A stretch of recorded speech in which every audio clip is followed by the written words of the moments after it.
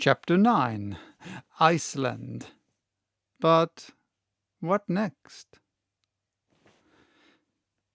The day for our departure arrived.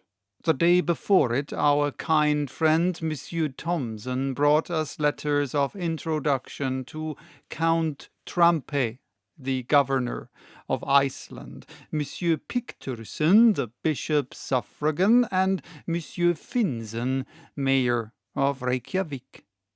My uncle expressed his gratitude by tremendous compression of both his hands.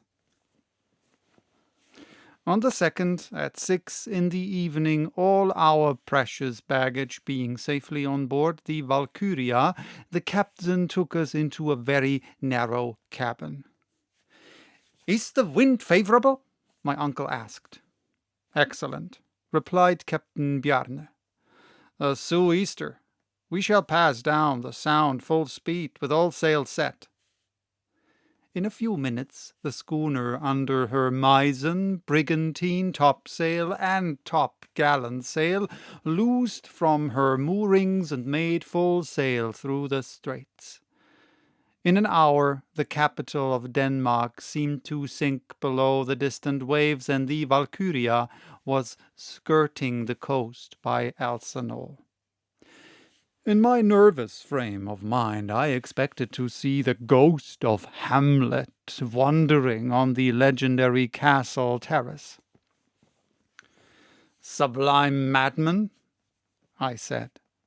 "No doubt you would approve of our expedition. Perhaps you would keep us company to the centre of the globe to find the solution of your eternal doubts." But there was no ghostly shape upon the ancient walls. Indeed, the castle is much younger than the heroic Prince of Denmark. It now answers the purpose of a sumptuous lodge for the doorkeeper of the Straits of the Sound, before which every year there pass 15,000 ships of all nations. The castle of Kronsberg soon disappeared in the mist, as well as the tower of Helsingborg, built on the Swedish coast, and the schooner passed lightly on her way, urged by the breezes of the Kattegat. The Valkyria was a splendid sailor, but on a sailing vessel you can place no dependence. She was taking to Reykjavik coal, household goods, earthenware, woolen clothing, and a cargo of wheat. The crew consisted of 5 men, all Danes. "How long will the passage take?" my uncle asked. 10 days, the captain replied, "if we don't meet a nor'wester in passing the Faroes." "But are you not subject to considerable delays?" "No, Monsieur Liedenbrock, don't be uneasy. We shall get there in very good time." At evening the schooner doubled the Skaw at the northern point of Denmark. In the night passed the Skagerrak, skirted Norway by Cape Lindness, and entered the North Sea. In 2 days more we sighted the coast of Scotland near Peterhead, and the Valkyria turned her lead towards the Faroe Islands, passing between the Orkneys and Shetlands. Soon the schooner encountered the great Atlantic swell. She had to tack against the north wind and reached the Faroes only with some difficulty. On the 8th the captain made out Myggernes, the southernmost of these islands, and from that moment took a straight course for Cape Portland, the most southerly point of Iceland. The passage was marked by nothing unusual. I bore the troubles of the sea pretty well. My uncle, to his own intense disgust and his greater shame, was ill all through the voyage. He therefore was unable to converse with the captain about snaffle, the way to get to it, the facilities for transport, he was obliged to put off these inquiries until his arrival and spend all his time at full length in his cabin, of which the timbers creaked and shook with every pitch he took. It must be confessed he was not undeserving of his punishment. On the 11th we reached Cape Portland. The clear open weather gave us a good view of Muraldsjökull, which overhangs it. The cape is merely a low hill with steep sides standing lonely by the beach. The Valkyria kept at some distance from the coast, taking a westerly course amidst great shoals of whales and sharks. We soon came in sight of an enormous perforated rock through which the sea dashed furiously. The Westman Islets seemed to rise out of the ocean like a group of rocks in a liquid plain. From that time the schooner took a wide berth and swept at a great distance round Cape Reykjanes, which forms the western point of Iceland.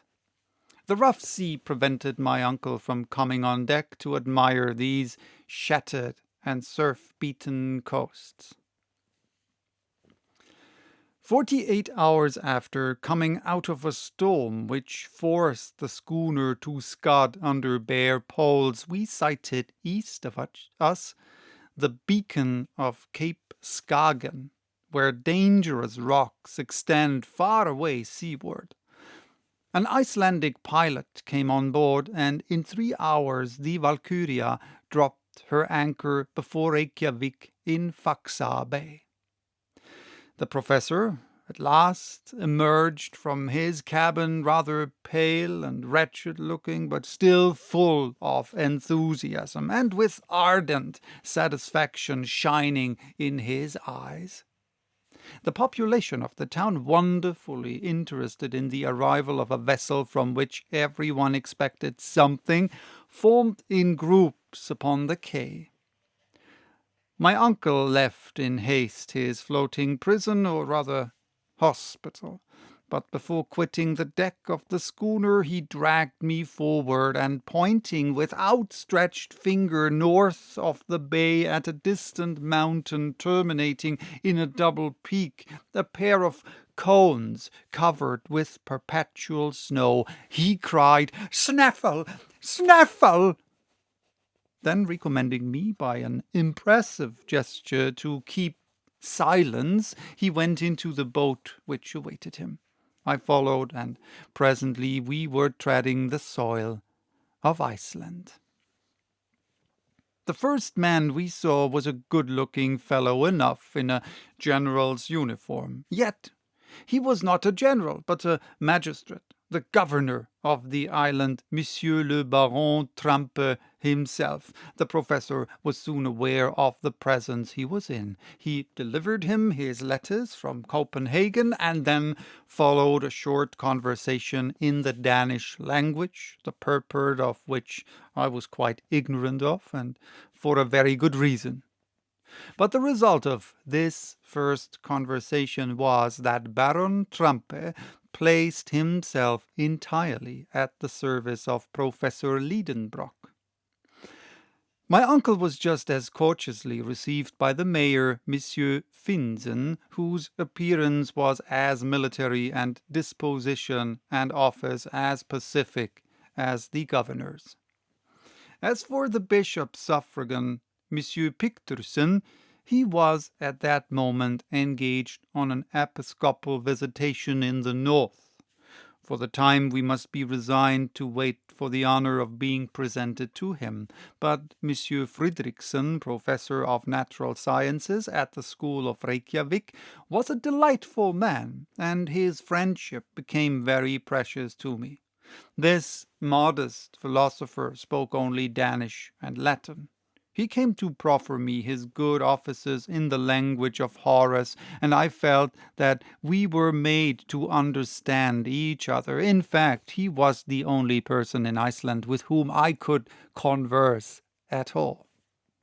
This good-natured gentleman made over to us 2 of the 3 rooms which his house contained, and we were soon installed in it with all our luggage, the abundance of which rather astonished the good people of Reykjavik. "Well, Axel," said my uncle, "we are getting on, and now the worst is over." "The worst?" I said, astonished. "To be sure, now we have nothing to do but to go down." "Oh, if that is all, you are quite right. But after all, when we have gone down, we shall have to get up again, I suppose." "Oh, I don't trouble myself about that. Come, there's no time to lose. I am going to the library. Perhaps there is some manuscript of Saknussum's there, and I should be glad to consult it." "Well, while you are there, I will go into the town, won't you?" "Oh, that is very uninteresting to me. It is not what it is upon this island, but what is underneath that interests me." I went out and wandered wherever chance took me. It would not be easy to lose your way in Reykjavik. I was therefore under no necessity to inquire the road, which exposes one to mistakes when the only medium of intercourse is gesture. The town extends along a low and marshy level between 2 hills. An immense bed of lava bounds it on one side and falls gently towards the sea. On the other extends the vast bay of Faxa, shut in at the north by the enormous glacier of the Snæfell, and of which the Valkyria was for the time the only occupant. Usually the English and French conservators of fisheries moor in this bay, but just then they were cruising about the western coasts of the island. The longest of the only 2 streets that Reykjavik possesses was parallel with the beach. Here live the merchants and traders in wooden cabins made of red planks set horizontally.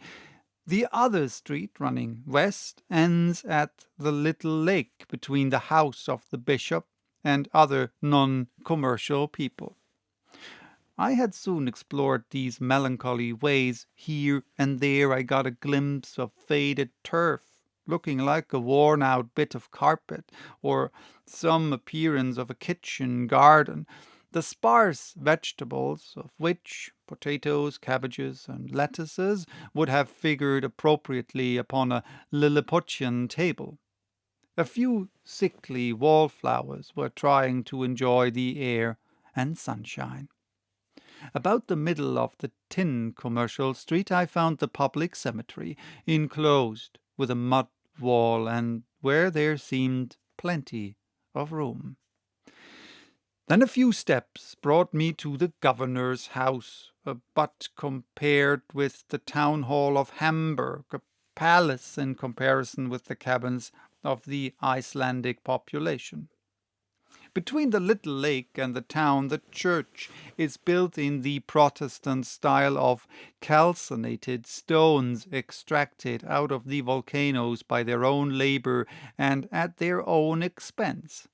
In high westerly winds, it was manifest that the red tiles of the roof would be scattered in the air, to the great danger of the faithful worshippers.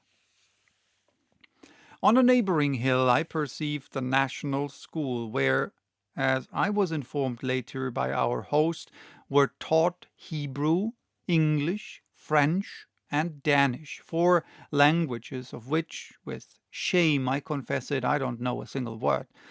After an examination, I should have had to stand last of the 40 scholars educated at this little college, and I should have been held unworthy to sleep along with them in one of those little double closets, where more delicate youths would have died of suffocation the very first night. In 3 hours I had seen not only the town, but its environs. The general aspect was wonderfully dull, no trees and scarcely any vegetation.